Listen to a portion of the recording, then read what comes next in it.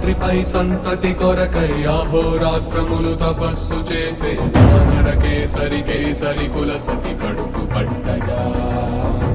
జనించినాడొక అసమాన బలోద్ధతుడు సంయుతుడు అంజనాసుతుడు పవననందనుడు.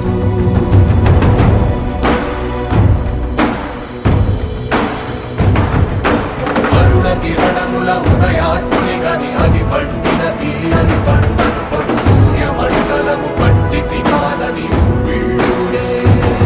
తన దేహం నాటున రవి మరుగై జగము చీకటై పోరా.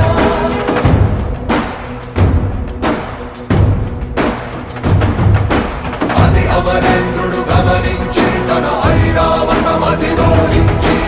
ఆంజనేయుని సమీపించి తన వజ్రాయుధమును విసరగా అది పవననందనుని హనుముని తాకా చిందిన రక్త బిందువే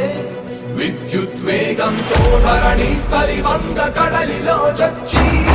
వంద కడలి అట్టడుగున గల శ్రీరంగ శుద్ధి గర్భము చేరియట